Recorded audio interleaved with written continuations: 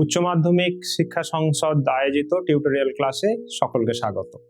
তো আমরা এর আগেই সেমিস্টার 2 ইউনিট 4 এর প্ল্যান্ট ফিজিওলজি পার্ট ডিসকাস করেছি। আজকে সেই ফটোসিনথেসিস চ্যাপ্টার 11 এর বাকি অংশটুকু আমরা আলোচনা করব।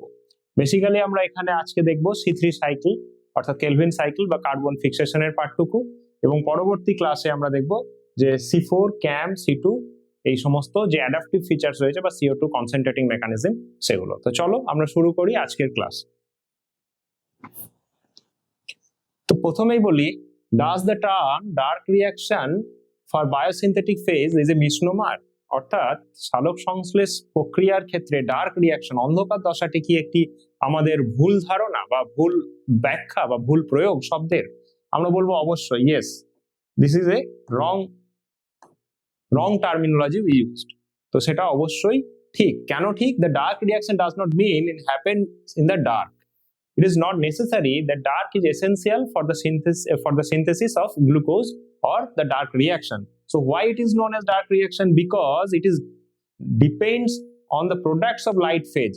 Rather, it is light neutral phase. So light is not essential for the particular carbon fixation phase, but it depends on the light phase to prepare these two components, ATP and NADPH. These are the actually assimilatory power which is produced in the light reaction, and that is very, very essential for the synthesis of the glucose, that is the fixation of carbon in dark reaction.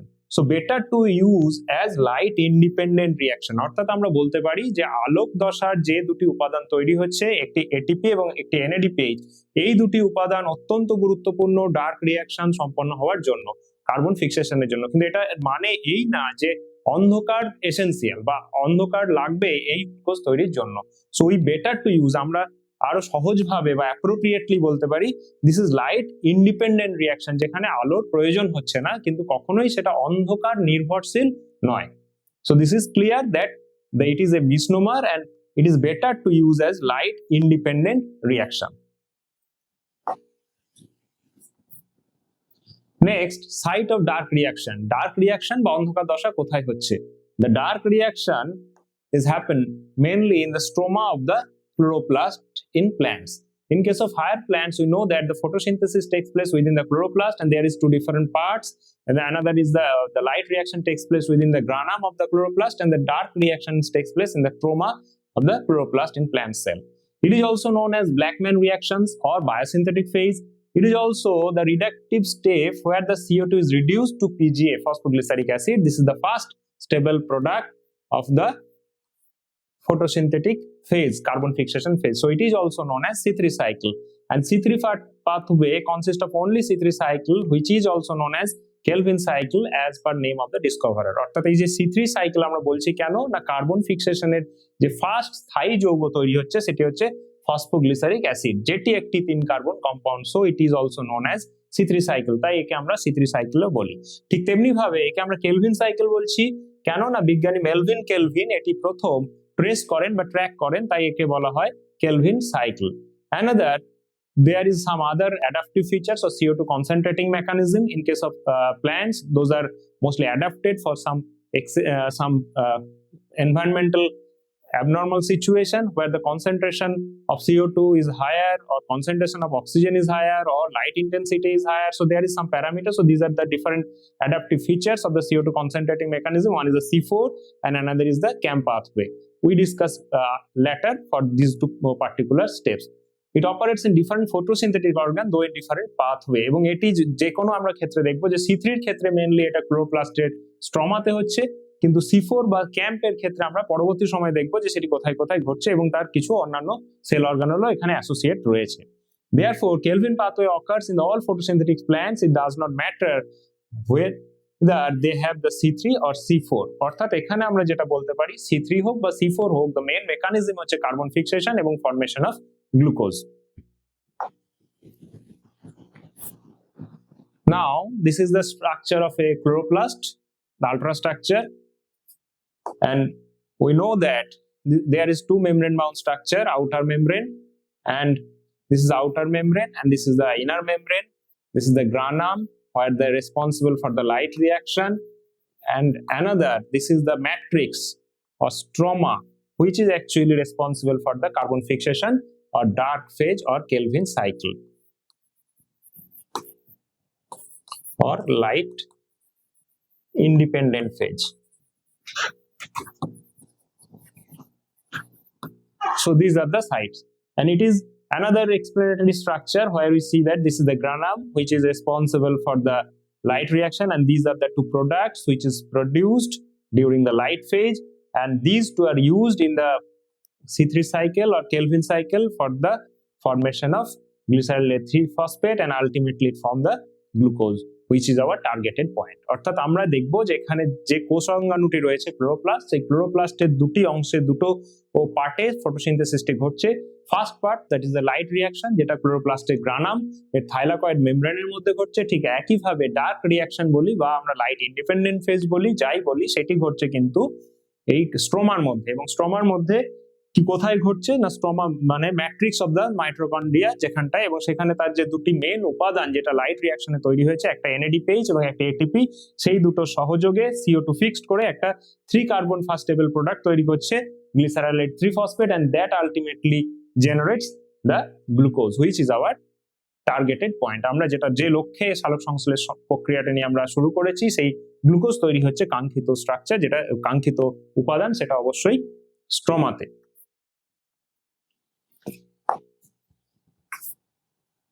Now the Kelvin cycle, এটাকে আমরা kelvin সাইকেলও বলছি, dark phase যেটাকে আমরা misnomer বলছি, mostly photosynthetic carbon reduction cycle.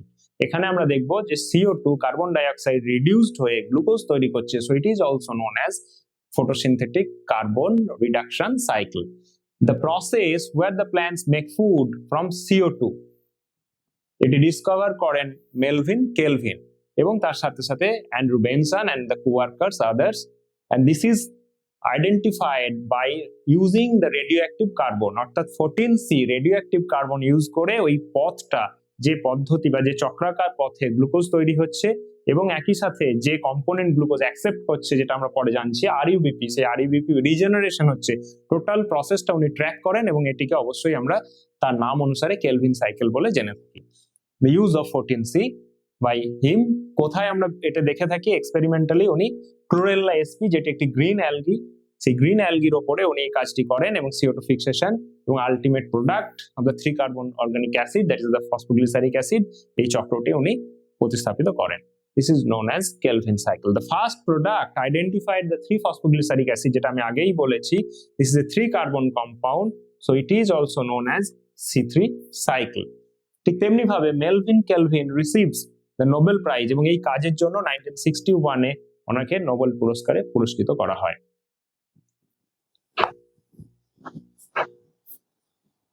Next আমরা যদি carbon ফিক্সেশনটাকে step wise ভাগ করি, তাহলে আমরা দেখব there is 3 or 4 steps. Some books say that it is 3 or some are says that it is 4, whatever it may be, it is the basic, actually 3 steps we discuss here. There is the first step is the carboxylation, which is carboxylation means the fixation of CO2, addition of CO2. So addition of CO2, carboxylation is the fixation of CO2 in a stable organic intermediate compound. And which one is the acceptor? Who can accept the CO2? K CO2 কে গ্রহণ করে আমাদের যে কাঙ্ক্ষিত glucose সেই জায়গায় পৌঁছে দিচ্ছে, সেখানে আমরা যে অ্যাকসেপ্টর রয়েছে সেটিকে আমরা বলবো RUBP. This is a 5 carbon compound which actually accept the CO2 and form the glucose, the 6 carbon compounds, and the process is controlled by the most important enzyme which is RUBP carboxylase oxygenase, rubisco. এই রুবিস্কোই হচ্ছে এই enzyme, কি enzyme, যার সাহায্যে এই CO2 RUBP এর সাথে যুক্ত হয়ে একটি 6 কার্বন কম্পাউন্ড গ্লুকোজ তৈরি করছে। এবং তার আগে ইনিশিয়াল স্টেপে আমরা দেখব যে ফার্স্ট স্টেবল প্রোডাক্ট হিসেবে ফসফোগ্লিসারিক অ্যাসিড তৈরি হচ্ছে। So this is the way by which the photosynthesis, the light independent phase ও ডার্ক ফেজ যেটাই আমরা বলি, সেই সাইক্লিক্যাল ওয়েতে আমরা গ্লুকোজ পাচ্ছি এবং ultimately the acceptor molecule RUBP again return back for the next cycle, এবং পরবর্তী সাইকেলের জন্য RUBP রিটার্ন ব্যাক করছে।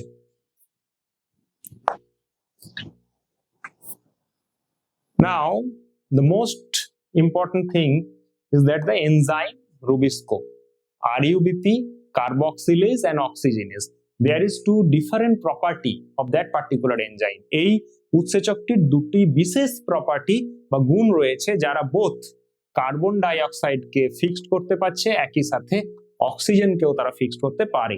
সো তাদের dual nature, rubisco ribulose 1,5 bisphosphate carboxylase oxygenase, so they have the dual nature, dual property.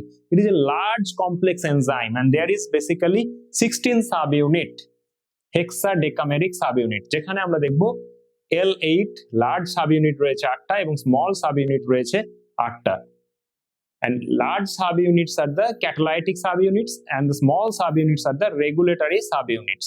So the large subunits encoded by, most interesting thing is that the genes are encoded from the two different regions. Mostly we know that the gene is present within the nucleus and it is synthesized from the nuclear DNA, but in case of chloroplast there is an interesting thing, they have their own DNA, so they are also associated for the synthesis of some enzymes or proteins, whatever it may be. In case of Rubisco, they are actually synthesized the large subunit of the Rubisco. In these large subunits encoded by the chloroplast DNA, which is RBCL gene, and it is chloroplast DNA and it is almost 53 kilodalton in their molecular weight. And the small subunit, this is also 8 in number, encoded by the nuclear DNA, and it is synthesized within the cytosol as per the normal situation and are imported in the chloroplast and have regulatory role. These are actually the regulatory subunit and this is the catalytic subunit. These are the catalytic subunit and it is about 13 kilodalton. So these are the molar subunit as per their molecular weight or structure. It is also larger subunit. It is encoded by, অর্থাৎ আমরা দেখছি যে large সাবইউনিটটা code করছে chloroplast DNA এবং সেখানে সেটা synthesis হচ্ছে। ঠিক একইভাবে স্মল সাবইউনিট যেগুলো রয়েছে সেগুলো সিনথেসিস হচ্ছে নিউক্লিয়ার ডিএনএ তে। নিউক্লিয়ার ডিএনএ থেকে সাইটোসলে নর্মালি যা হয় এবং সাইটোসল থেকে তারা ইম্পোর্ট হচ্ছে কোথায় না ক্লোরোপ্লাস্টের মধ্যে এবং তাদের অ্যাসোসিয়েশন তৈরি হচ্ছে and ultimately it become the functional enzyme Rubisco.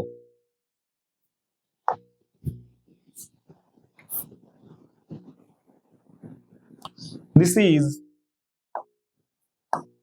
ribulose 1,5 bisphosphate carboxylase is previously known as carboxydismutase, most abundant protein and most abundant enzyme also. This is maximum present in all photosynthetic organisms and they are associated with the photosynthesis. অর্থাৎ photosynthesis পড়তে গেলে যে কি enzyme রয়েছে সেটি অবশ্যই rubisco এবং এটি অলমোস্ট অল হায়ার প্ল্যান্টস যারা ফটোসিনথেসিস করে বা সালোক সংশ্লেষ প্রক্রিয়া করতে পারছে সক্ষম তাদের মধ্যে রুবিস্কো রয়েছে। So it is considered as the most abundant protein. It is dual in nature. We say previously, আমি আগেই বলেছি যে এর দ্বৈত ভূমিকা রয়েছে। একটি ভূমিকায় সে কি করছে, কার্বক্সিলেশন করতে পারছে, fixation of CO2, and another is the oxygenation, that is the fixation of oxygen. So they have the dual nature. It has more affinity towards CO2. এবার আমাদের একটা জিনিস জানা দরকার যে তার অ্যাক্টিভ সাইট যেখানে রয়েছে সেখানে দুটো কম্পোনেন্ট, দুটো সাবস্ট্রেট CO2 এবং O2 দুটোই যদি ইকুয়াল প্রপোর্শনে প্রেজেন্ট থাকে, what is the affinity of the enzyme? It is more affinity towards the CO2 and it is also an allosteric enzyme. আমরা আগে জানি allosteric enzyme কি, তার কাজ কিভাবে হয়, অর্থাৎ তার ক্যাটালাইটিক যে প্রপার্টি সেটা কিভাবে রেগুলেট হচ্ছে এবং সাবস্ট্রেটের সঙ্গে তার একটা অ্যাফিনিটি রয়েছে, অ্যাফেকশন বা affinity by which they determine which substance is used for the synthesis of the product. and the binding of CO2 or O2 is a competitive with the active site. একটি enzyme রুবিস্কোর যে active side রয়েছে সেখানে CO2 এবং O2 এর মধ্যে একটি competition রয়েছে যে কোনটি সেই অ্যাক্টিভ সাইডে গিয়ে যুক্ত হবে এবং সেই অ্যাক্টিভ সাইডে যেটি যুক্ত হবে ultimately it converted to the product, পরবর্তীকালে সেটি প্রোডাক্টে রূপান্তরিত হচ্ছে। It is the relative concentration depends on the relative concentration of CO2 and O2 in the stroma of the chloroplast. অর্থাৎ যেখানে সিনথেসিসটা হচ্ছে সেই জায়গায় CO2 এবং O2 এর যে relative concentration, it actually the key factor for the determining which one is the accepted either CO2 or O2. অর্থাৎ তারা কাকে গ্রহণ করবে, CO2 কে নেবে নাকি অক্সিজেনকে নেবে? CO2 কে নিলে সে গ্লুকোজ তৈরি করবে, অক্সিজেন কে নিলে কি প্রোডাক্ট সে তৈরি করবে সেটা আমরা পরবর্তীতে C2 সাইকেলে গিয়ে দেখতে পাবো। এবং Mg++ আয়ন, রেড লাইট, এই দুটো খুব necessary for the activation of rubisco. এছাড়াও একটি এনজাইম রয়েছে রুবিস্কো অ্যাক্টিভেজ যারা আলটিমেটলি অ্যাক্টিভেট করছে রুবিস্কোকে to perform their act or activity, তারা ফটোসিনথেসিস প্রক্রিয়াটা কিভাবে চালাবে সেটা করার জন্য এই সমস্ত কম্পোনেন্ট গুলো রয়েছে যারা রুবিস্কোকে অ্যাক্টিভ করছে to do the photosynthesis. Next, this is the diagrammatic representation of the biosynthesis of the Rubisco. Rubisco কিভাবে তৈরি হচ্ছে তার একটা ডায়াগ্রামেটিক এখানে আমরা উপস্থাপন করেছি চিত্র, যেখানে আমরা দেখছি যে এটা হচ্ছে নিউক্লিয়াস, এই নিউক্লিয়াস ডিএনএ থেকে এমআরএনএ তৈরি হলো, সেই এমআরএনএ এসছে within the cytosol where translation, that is the synthesis of protein, takes place. It is the Rubisco activase and it is the small subunit of Rubisco. A small subunit of Rubisco then transported to the chloroplast. ক্লোরোপ্লাস্টে পৌঁছালো। ঠিক তেমনি ভাবে ক্লোরোপ্লাস্টের যে genome রয়েছে, chloroplast DNA, সেখান থেকে large sub unit তৈরি হচ্ছে। এই small sub unit, this is small sub unit and this is the large sub unit. These two together unite and form the whole structure of the Rubisco. Rubisco 8+8 অর্থাৎ 16টা sub unit নিয়ে একটা complete Rubisco enzyme তৈরি হলো। And then there is the Rubisco activase attached and it activates the Rubisco and then it is able to do the synthesis of PGA or carbon fixation. অর্থাৎ পরবর্তী সময় আমরা দেখব এই Rubisco activase এবং Mg++ এবং এখানে একটি কার্বোমাইলেশন বলে পদ্ধতি রয়েছে, এখানে অ্যাডিশন অফ CO2। তো যাই হোক, সেগুলো করার পর আলটিমেটলি Rubisco অ্যাক্টিভ হবে এবং সে তার ফটোসিনথেসিস অর্থাৎ কার্বন ফিক্সেশনের যে জায়গাটা সেটা স্টার্ট করবে। সো আমরা এখানে যদি তার নেচারটা দেখি, যে ডুয়াল নেচার যেমন বলেছিলাম, তার অরিজিনটাও কিন্তু dual.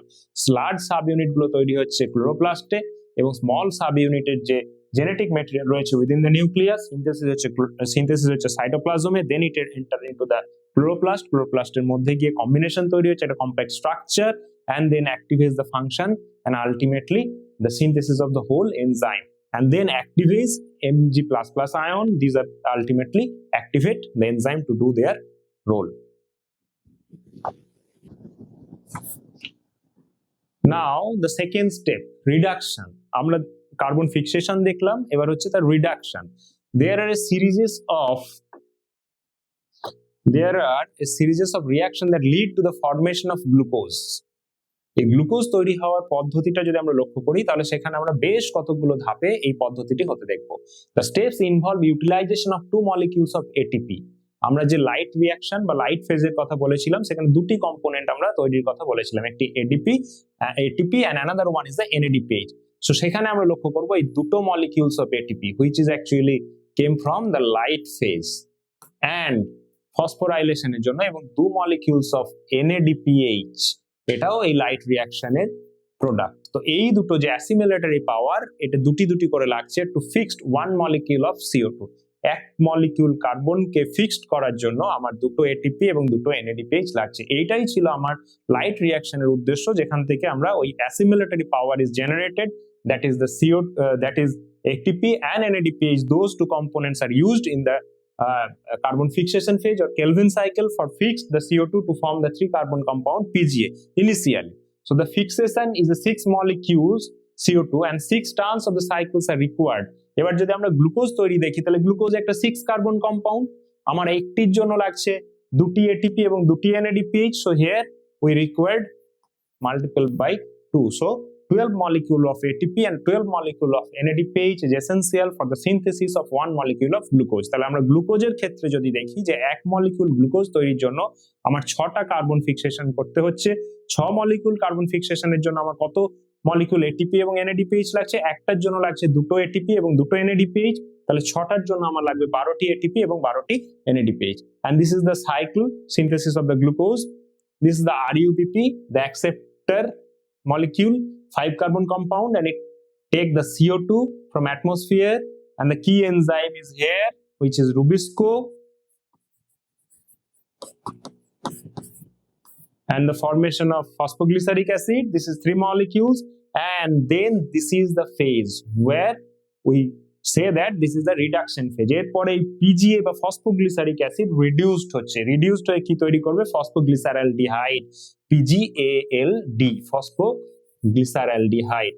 This is the product after reduction, এবং সেই রিডাকশনের জন্য আমার এখানে NADPH ইউজড হচ্ছে, এবং আলটিমেটলি এই hydrogen used by the PGA and then it forms the PGALD. So this is the reductive phase which say there. আমরা এখানে যে রিডাকশন বা বিজারণের কথা বলছি সেই বিজারণের ধাপটি হচ্ছে এখানে, যেখানে ফসফোগ্লিসারিক অ্যাসিড বা ফসফোগ্লিসারেট থেকে রিডিউসড হয়ে এই যে NADPH এর হাইড্রোজেন, সেই NADPH এর হাইড্রোজেন আলটিমেটলি অ্যাকসেপ্ট করার পর তৈরি করছে PGALD, ফসফোগ্লিসারালডিহাইড। নাও রিজেনারেশন। এবার RUBP ইউজড আপ হয়ে গেল টু সিনথেসিস দ্য গ্লুকোজ। যদি গ্লুকোজ তৈরি হয়ে যাওয়ার পর সেটা রিটার্ন ব্যাক না করে, দেন দ্য সাইকেল নেভার কন্টিনিউ, তাহলে কখনোই সাইকেলটা চলবে না। একটা সময় গিয়ে এই যে চক্রাকার পাথ হয়ে বা চক্রাকার পথে কার্বন ফিক্সেশন হচ্ছে, সালোক সংশ্লেষের যে প্রক্রিয়া গ্লুকোজ তৈরি, সেটা বন্ধ হয়ে যাবে ডিউ টু আনঅ্যাভেলেবিলিটি অফ RUBP। তো সেটা কি হয়? সেটা হয় না। তাহলে কন্টিনিউয়াসলি আমরা দেখেছি সাইকেলটি চলতে থাকে। তার মানে এখানে দেয়ার ইজ এন রিজেনারেশন। অবশ্যই RUBP যেমন ইউজড আপ হচ্ছে for the synthesis of the CO2, then it get again return back to their original form, that is the RUBP। সে তার নিজের জায়গায় কিন্তু পুনরায় ফিরে যাচ্ছে। তো আমরা সেটা এখানে দেখব। Regeneration of the CO2 acceptor molecules, RUBP is the crucial. এটি না হলে কিন্তু এই সাইকেলটা একটা সময় গিয়ে ইন্টারাপ্টেড হয়ে যাবে, কন্টিনিউ করতে পারবে না। So there is an input of energy. তো সেখানটাও যদি আমরা লক্ষ্য করি, দেখবো এই regeneration of RUBP there is also some form of inputs of energy in the form of ATP। অর্থাৎ সেখানেও আমার কিছু ATP লাগছে। কত ATP লাগছে? 1 molecules of ATP লাগছে এই RUBP কে রিটার্ন ব্যাক করার জন্য one time. So hence the every CO2 molecule entering the Calvin cycle 3 molecules of ATP লাগছে। আমার দুটো লেগেছিল ফিক্সেশনের জন্য এবং একটি লাগছে রিজেনারেশনের জন্য। অর্থাৎ যদি আমরা দেখি যে ফিক্সেশনের জন্য লাগছে কটা? দুটো ATP, আর রিজেনারেশনের জন্য লাগছে একটি ATP। টোটাল আমার দেখবো যে আমার এখানে 3টে ATP লাগছে এক মলিকিউল CO2 কে ফিক্সড করা এবং RUBP কে তার অরিজিনাল ফর্ম বা পুরানো ফর্মে ফিরিয়ে দেওয়ার জন্য। আর আমার কি লেগেছে? 2 মলিকিউলস NADPH লেগেছে to fix the CO2 in the form of glucose. এক মলিকিউল কার্বনকে ফিক্স করার জন্য আমার দুটো NADPH লেগেছে। It is probably to meet the difference of the number of ATP and NADP used. So this is the ultimate আমার যে assimilatory power যেটা আমার লাগবে, যেটা আমার ডার্ক রিঅ্যাকশন বা কার্বন ফিক্সেশন ফেজে লাগবে, যেটা তৈরি হয়েছে লাইট রিঅ্যাকশনে। So this is our total requirements for single molecules of CO2 fixation.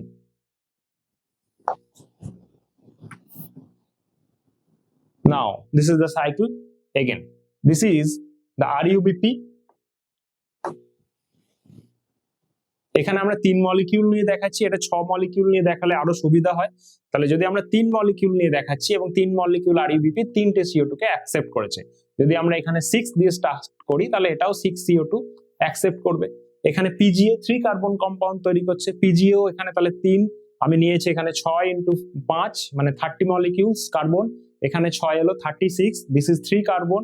So here we generate 12 molecules of PGA, phosphoglyceric acid. আমার এখানে তৈরি হবে 12টার মধ্যে আমরা দেখবো যে যখন তারা রিডিউসড ফর্মে গিয়ে এই যে PGALD তৈরি করছে, 12 মলিকিউলস PGALD জেনারেট করছে। এই 12 মলিকিউলস PGALD যে জেনারেট করছে সেখান থেকে আমরা দুটো ভাগে ভাগ করে দিতে পারি। That is one way 2 molecules of PGALD ultimately forms the 1 molecules of glucose. This is 3 carbon, so দুটো 3 2 6, so 6 carbon glucose তৈরি করলো, and the remaining 10 molecules PGALD যেটা রইলো, they are moved through the cyclical way by forming different intermediate components, again regenerate the RUBP. So this is the regenerative phase, this is the reduction phase, this is the carboxylation phase.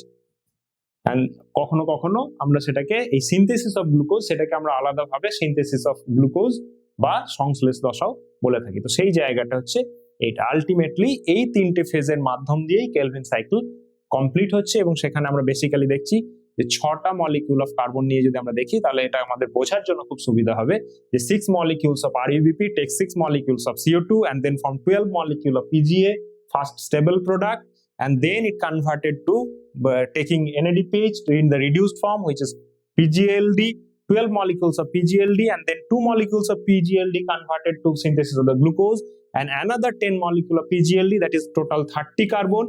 We take 30 carbon here in the form of RUBP, and these 30 carbon from 10 molecules of PGLD again return in the form of RUBP by forming several intermediate compounds like 4 carbon, 5 carbon compounds, and ultimately it get returned back to the RUBP.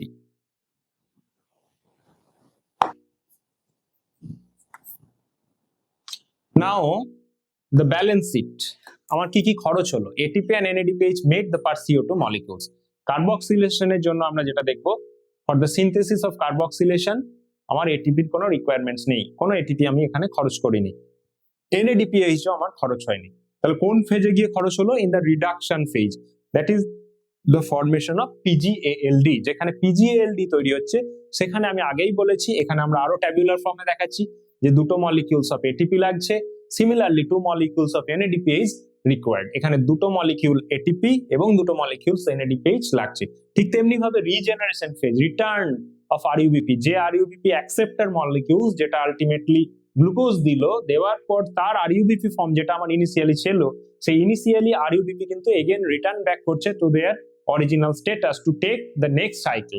তার পরবর্তী cycle চালানোর জন্য সেই RUBP কে ফেরানোর জন্য আমার লাগছে 1 molecules of ATP। এই টোটাল 3 molecules of ATP খরচ হচ্ছে, 1 molecules of CO2 K fixed করার জন্য, আর দুটো NADPH খরচ হচ্ছে। So 1 molecules of CO2 fixation requires ultimately 3 molecules of ATP and 2 molecules of NADPH.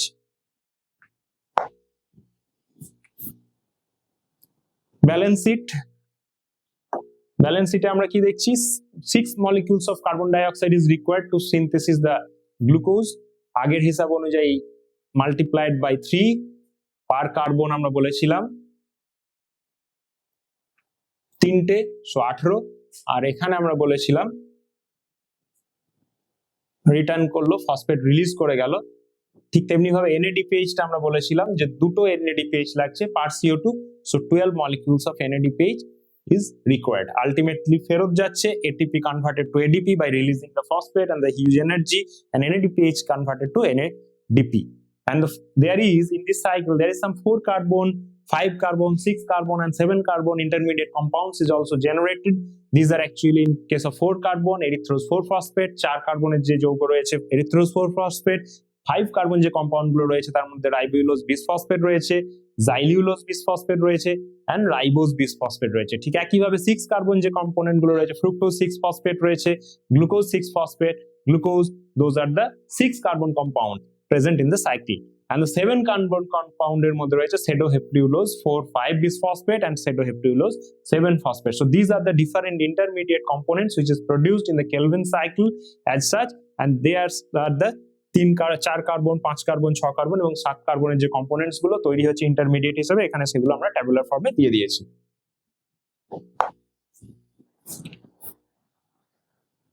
This is the overall cycle, যে সমস্ত 4 কার্বন, 5 কার্বন, 6 কার্বন কম্পোনেন্টস গুলোর কথা আমরা বলছিলাম।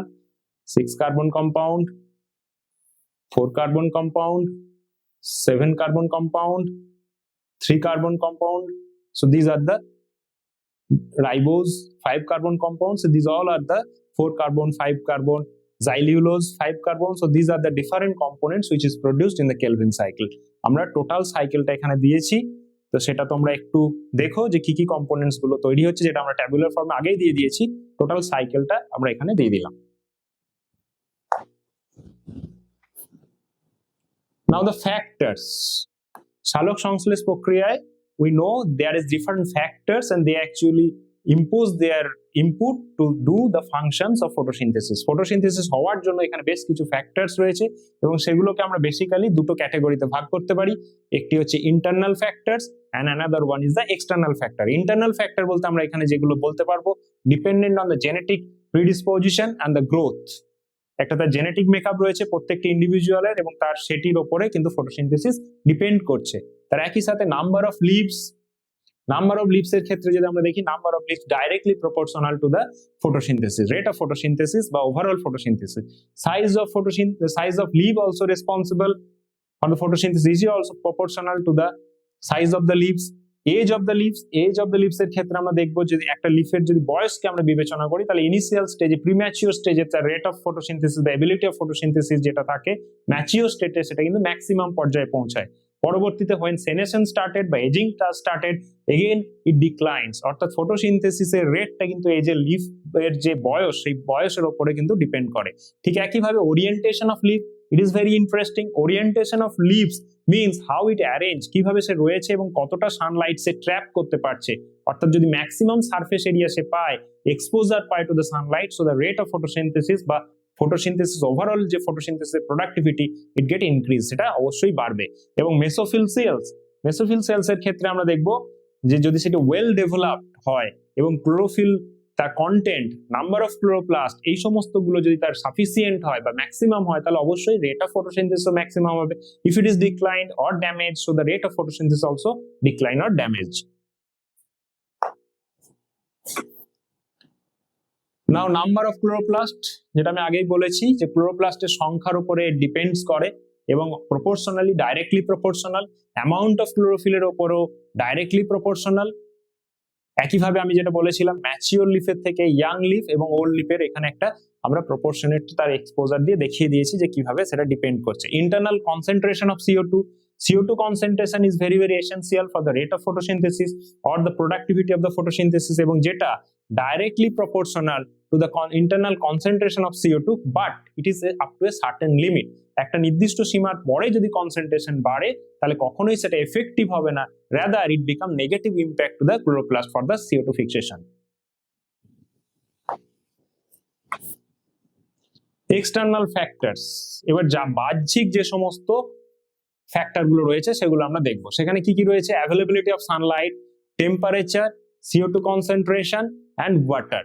তো এখানে আমরা দেখবো যে কিছু লিমিটিং ফ্যাক্টরস রয়েছে যেখানে একাধিক factor associated with a particular physiological process, so which is present in minimum content or slower speed, it actually determine the rate of synthesis, so there is also known as limiting factor. তো এখান থেকে আমরা এই law of limiting factor ব্ল্যাকম্যানের সেটি আমরা বলতে পারি, যেখানে একাধিক ফ্যাক্টর কাজ করছে কোন একটা পার্টিকুলার ফিজিওলজিক্যাল ফাংশনসকে কমপ্লিট করার জন্য, সেখানে যে সমস্ত প্যারামিটার গুলো রয়েছে সেই প্যারামিটার গুলোর মধ্যে যেটি সব থেকে স্লো বা কম পরিমাণে বা সাব অপটিমাল কন্ডিশনে রয়েছে সেটি কিন্তু এই সালোক সংশ্লেষ বা যে কোনো ফিজিওলজিক্যাল প্রক্রিয়ার রেটটাকে ফিক্সড করে বা ডিটারমাইন করে। So this is actually the limiting factor.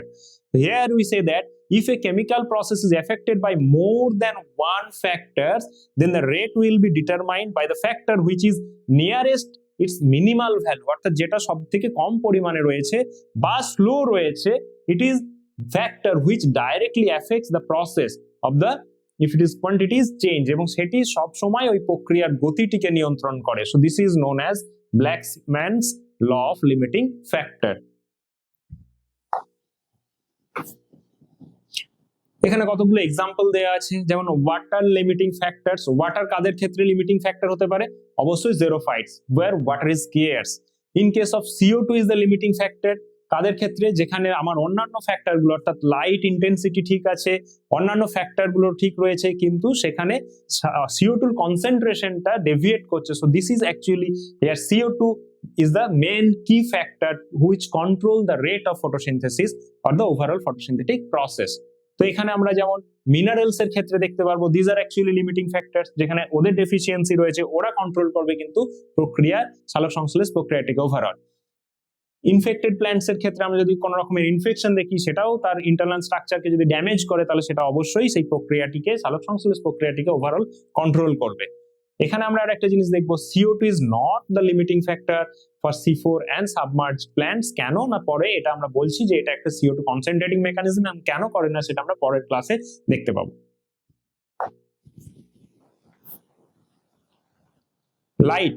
লাইটের কতগুলো প্যারামিটার অবশ্যই আছে, যেমন হচ্ছে কোয়ালিটি অফ লাইট, কোন আলো আমাদের সালোক সংশ্লেষের জন্য প্রয়োজন, এটা আমরা আগেই বলেছি।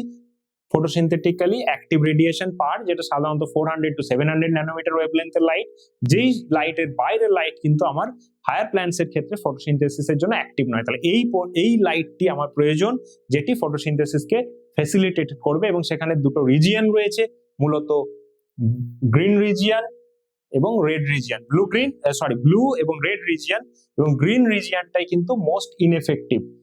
তো সেই জায়গাটা আমরা এখানে দেখছি। এবং ইন্টেন্সিটি, লাইট ইন্টেন্সিটির সঙ্গে একটা লিনিয়ার রিলেশনশিপ রয়েছে up to a certain point, অর্থাৎ ইন্টেন্সিটি যত বাড়বে ফটোসিনথেসিসটা বাড়বে, কিন্তু after certain limit it again decline due to high intensity of light. It sometimes causes the damage of the chloroplast due to some in the presence of oxygen, অক্সিজেনের উপস্থিতিতে যদি high intensity light আমরা দেখি তাহলে তারা দেখবো যে ক্লোরোপ্লাস্টকে damage করছে এবং ultimately it hampers the photosynthesis. So increase in incident light beyond a point, একটা নির্দিষ্ট সীমার পর যদি করে তাহলে breakdown of the chlorophyll due to solarization and decrease the rate of photosynthesis. It happens due to high intensity light and also in the presence of oxygen. Now this is the light compensation point. আমরা একটা গ্রাফের মাধ্যমে দেখানোর চেষ্টা করেছি যে light compensation পয়েন্টটায় যে কিভাবে এফেক্ট করতে পারে। নেট যেটা আমরা বলবো যে net photosynthesis or NPP at this point is zero and no gaseous exchange between plants and atmosphere takes place. অর্থাৎ লাইটের একটা নির্দিষ্ট ইন্টেন্সিটির পরে যদি আমরা লক্ষ্য করি যে এখানে আমি CO2 ইনটেক করছি ডিউ টু ফটোসিনথেসিস এবং CO2 রিলিজ করছি ডিউ টু রেসপিরেশন, এই দুটো যখন সেম হয়ে যাবে, সমান হয়ে যাবে, তখন তাকে আমরা বলবো light compensation point. It actually determine on the basis of the intensity of light, none other factors, অন্য কোনোটা নয়, শুধু আমরা এখানে আলোকে একটা ফ্যাক্টর হিসেবে কন্ট্রোল করে বাকিগুলো আমরা ডিসকাস করছি।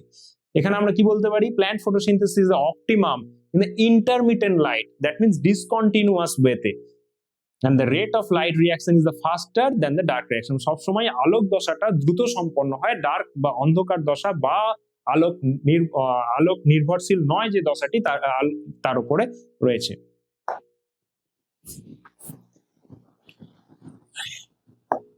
ওই লাইট ইন্টেন্সিটির কার্ভটাকে আমরা এখানে আরেকটু এক্সপ্লেন করে দেখিয়েছি যে এ রিজিয়নটা হচ্ছে লাইট অপটিমাম ফ্যাক্টরস, যেখানে লাইট একদম হাইলি ইন্টেন্সিটি ইনক্রিজ করছে, তার সাথে সাথে রেট অফ ফটোসিনথেসিস ইনক্রিজ করছে। সেকেন্ড পজিশনে রয়েছে এই বি রিজিয়নটা, যেখানটা আমরা কি বলছি যে light other than light CO2 concentration বা অন্যান্য ফ্যাক্টরস গুলো ওই জায়গাটায় ফটোসিনথেসিসটা কন্ট্রোল করছে। এবং সি এই জায়গাটায় আমরা দেখছি যেখানে point where the rate of photosynthesis does not show further increase, একটা জায়গায় ফিক্সড হয়ে গেছে বা স্যাচুরেটেড হয়ে গেছে, it never increase because all the factors are almost saturated, so the rate is maximum and it present in a flat graph. And D, the point where the light saturation, এই জায়গাটা আমরা লক্ষ্য করে যদি দেখি তাহলে এই জায়গাটায় দেখবো আমি ম্যাক্সিমাম অ্যাচিভ করেছি আমার ফটোসিনথেসিসটাকে, যেখানে আমার লাইট ইন্টেন্সিটি যেই জায়গাটায়, এরপরে আমরা যতই ইন্টেন্সিটি বাড়াই এটা কিন্তু decline, never increase. Then the carbon dioxide concentration, it is also an important factor for the photosynthesis, যেটা আমরা কিছু কিছু ক্ষেত্রে দেখবো যে C3 এর ক্ষেত্রে এক রকমের কনসেন্ট্রেশনে তারা ফটোসিনথেসিস করছে, আবার C4 এর ক্ষেত্রে এক রকমের। So carbon dioxide is a major limiting factor for the photosynthesis, যেটা C3 এর ক্ষেত্রে সাধারণত 0.03 to 0.04, that is the 300 to 400 ppm vary করে। আবার আমরা কিছু কিছু ক্ষেত্রে এখানে দেখবো যে increased concentration up to 0.5% can cause an increase, but if it is increased more than that, it sometimes get negative impact. And the C3 and C4 plants এর ক্ষেত্রে আমরা এক ধরনের মেকানিজম দেখবো যেখানে তারা CO2 concentration mechanism ইউজ করছে to increase the CO2 concentration within their photosynthetic apparatus. So this is known as CO2 concentrating mechanism. তো সেখানে আমরা দেখতে পারবো low light conditioned, these are CO2 concentration and high light intensities, both C3 and C4 plants, so the increase in the rates of photosynthesis, সেখানে আমরা এই রেজাল্টটি দেখতে পাচ্ছি। And in case of C4, এখানে আমরা কি দেখবো যে কিছু কিছু ক্ষেত্রে আমরা CO2 কনসেন্ট্রেটিং মেকানিজম ইউজ করে তার প্রোডাক্টিভিটি অর্থাৎ ফটোসিনথেটেড যে প্রোডাকশন সেটাকে এনহ্যান্স করছি। So this is also known as, this phenomenon is also known as CO2 fertilizing effect. Only it takes place in case of C3 this effect. C4 এটাতে খুব একটা response করছে না। আমরা এখানে কি করছি, CO2 কনসেন্ট্রেটিং মেকানিজম ইউজ করে তার CO2 সাপ্লাইটাকে ফটোসিনথেটিক অ্যাপারেটাসে ম্যাক্সিমাম করছি এবং তার জন্য তার ইল্ড, তার যে গ্রোথ বা ইল্ড সেটা আমার ইনক্রিজ করছে। and this is also known as, this phenomenon is also known as the fertilizing effect. And the CO2 compensation point, একই জায়গায় the particular concentration of CO2 which determines the no negative exchange of CO2, আমি CO2 নিচ্ছিও না, CO2 ছাড়ছিও না, একটা particular CO2 যেটা আমার ফটোসিনথেসিসে কাজে লাগছে ঠিক সেই পরিমাণ CO2 আমার রেসপিরেশনে তৈরি হচ্ছে। এই দুটো যখন একই জায়গায় এসে পৌঁছাচ্ছে due to presence of particular CO2 concentration, then it is known as CO2 compensation point. তো সেটা আমরা C3 প্ল্যান্টের ক্ষেত্রে একটা ভ্যালু পাচ্ছি এবং C4 এর ক্ষেত্রে সেটা অনেকটাই কম। So this is due to high affinity towards the PEPcase. এবং কেন হয় সেটা পেপকেজের জন্য হচ্ছে পরবর্তীকালে আমরা যখন C4 বা ক্যাম্প পড়বো তখন আমরা ওটা দেখবো। নাও টেম্পারেচার, ঠিক একইভাবে টেম্পারেচারও একটা মেন ফ্যাক্টর যারা ফটোসিনথেসিসকে কন্ট্রোল করছে। The dark reaction being enzymatic আর টেম্পারেচার কন্ট্রোলড, ডার্ক রিয়াকশনটা খুব সেনসিটিভ টু এনজাইম কন্ট্রোল। এবং তার সাথে সাথে আমরা যদি the C4 plants respond to higher temperature, C4 এর ক্ষেত্রে দেখবো যে তারা অবশ্যই একটু টেম্পারেচার কম সেনসিটিভ, তারা একটু হায়ার টেম্পারেচারেও অ্যাক্টিভ থাকছে। যেখানে আমরা C3 এর ক্ষেত্রে দেখবো তারা অনেক লোয়ার টেম্পারেচারে তারা অ্যাক্টিভ এবং তারা ফটোসিনথেসিস করতে পারছে। তার থেকে বেশি টেম্পারেচার বা কম টেম্পারেচার যদি আমরা দিই তাহলে সেখানে ফটোসিনথেসিসটা হ্যাম্পার হবে। The tropical plants have an higher temperature optimum then the plants in the adapted for temperate region. আমরা দেখবো ট্রপিক্যাল রিজিয়নের যে সমস্ত প্ল্যান্টরা রয়েছে তারা নিজেদেরকে অ্যাডাপ্ট করেছে to do their activity in higher temperature, but in case of plants those are present in the temperate climates, those are active use their optimum temperature to do their photosynthesis। তারা তাদের সালোক সংশ্লেষ করার জন্য tropical plants এর যে higher temperature optimum সেটাকে তারা অ্যাডাপ্ট করতে পেরেছে। So this are the different phenomenons. এবং এইখানে যদি আমরা বলি যে এখানে এই নর্মাল যে টেম্পারেচার প্যারামিটার দেওয়া আছে এছাড়াও কিছু সেখানে এক্সেপশনাল কেস রয়েছে। যেমন আমরা যদি কিছু জেরোফাইটস, ওপানশিয়া, ফনিমনসার ক্ষেত্রে দেখি তারা অনেক হায়ার টেম্পারেচার প্রায় 55 ডিগ্রি টেম্পারেচারেও কিন্তু ফটোসিনথেসিস করতে পারছে। ঠিক একইভাবে বেশ কিছু লাইকেন রয়েছে যারা -25 ডিগ্রি সেন্টিগ্রেড টেম্পারেচারেও কিন্তু ফটোসিনথেসিস করতে পারে। আবার একইভাবে বেশ কিছু, স্পেশালি বেশ কিছু না, দু একটি জিমনোস্পার্ম রয়েছে যারা কিন্তু অনেক কম তাপমাত্রায় প্রায় -50 ডিগ্রি টেম্পারেচারেও কিন্তু তারা ফটোসিনথেসিস করতে পারছে। So these are the mostly exceptional cases, but there is some variation to control the mechanism on the basis of the temperature. Water, জল একটা এসেনশিয়াল কম্পোনেন্টস ফটোসিনথেসিসের জন্য। যদিও ওয়াটারটা ফটোসিনথেসিস রেটটাকে ডাইরেক্টলি তার কোনো ইম্প্যাক্ট আমরা দেখি না সরাসরি যে সে ফটোসিনথেসিসটাকে কন্ট্রোল করছে, but there is some indirect role also. আমরা যদি এখানে লক্ষ্য করি তাহলে দেখবো যে ওয়াটার স্ট্রেস কন্ডিশন হলে কি কি হতে পারে। ওয়াটার স্ট্রেস কন্ডিশনে দুটো প্যারামিটার আমরা এখানে ফলো করেছি। একটা হচ্ছে যে ওয়াটার স্ট্রেস কন্ডিশনে plant always try to close their স্টোমাটাকে বন্ধ করে দেবে। স্টোমাটা যদি বন্ধ হয় তাহলে their intake of CO2 is also hampered, CO2 availability কমে যাবে এবং অবশ্যই due to unavailability or lower or scarce availability of the CO2 it decrease the rate of photosynthesis. And another case is the wilting of leaves. যদি আমার জলের supply কম থাকে তাহলে wilting হবে, লিফ গুলো উইল্টিং কন্ডিশনে গেলে তার রিডিউসিং হবে সারফেস এরিয়া, এবং সারফেস এরিয়া যত কমে যাবে সেই লাইট অ্যাবজর্পশন ক্যাপাবিলিটি কমে যাবে এবং তার ফটোসিনথেসিসটা হ্যাম্পার হবে। এবং একই সাথে ওয়াটারটা যেহেতু এখানে একটা সার্কুলেটরি মেটেরিয়াল, ওয়াটার কম্পোনেন্টস গুলোকে পৌঁছে দিচ্ছে, তো ওয়াটার স্কেয়ার্স কন্ডিশন কিন্তু ইনডাইরেক্টলি ফটোসিনথেসিসের উপর এই দুটো প্যারামিটার ছাড়াও হ্যাম্পার করবে, বা ওয়াটার স্কেয়ার সিচুয়েশন এই ফটোসিনথেসিসটাকে ক্ষতিগ্রস্ত করবে। Now the inhibitors of photosynthesis. ফটোসিনথেসিসের যে সমস্ত ইনহিবিটর আমরা কয়েকটু একটু দেখে নিই যে তারা ফটোসিনথেসিসকে ইনহিবিট করছে, কোথায় করছে, কিভাবে করছে। Mainly this inhibitors are used as weedicides or herbicides. তো ফটোসিনথেটিক ইনহিবিটর গুলোকে আমরা এখানে উইডিসাইড বা হার্বিসাইড হিসেবে ব্যবহার করতে দেখব। যেমন DCMU, ডাইক্লোরোফিনাইল ডাইমিথাইল ইউরিয়া, যেটাকে আমরা ডাইউরনও বলি। ঠিক একইভাবে মনোইউরন, পেরক্সি অ্যাসিটাইল নাইট্রেট, এইগুলো প্রত্যেকটাই কিন্তু photosynthetic inhibitor. This are all photosynthetic inhibitors. How they inhibit? They block the PS2 electron ট্রান্সফারটাকে ব্লক করছে কোথায়? P680 থেকে PQ, and ultimately block the process and hampered the process of photosynthesis. Similarly, there is some another inhibitors, diquat, paraquat methyl viologen, যেটা কি করছে? এরা inhibit the cyclic ফসফোরাইলেশনটাকে block করছে।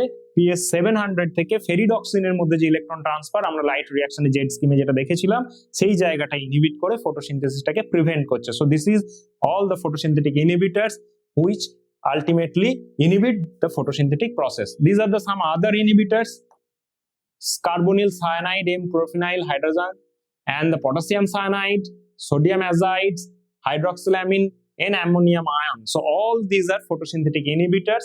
Those are actually used in normal condition as a herbicides are weedicides. তো সেগুলো আমরা একটু জেনে নিলাম যে কারা কারা এখানে ফটোসিনথেটিক ইনহিবিটর রয়েছে এবং তাদের প্র্যাকটিক্যাল ইমপ্লিমেন্টেশন কি রয়েছে। এরা মূলত হার্বিসাইড বা উইডিসাইড হিসাবে এদেরকে আমরা ব্যবহার করে থাকি।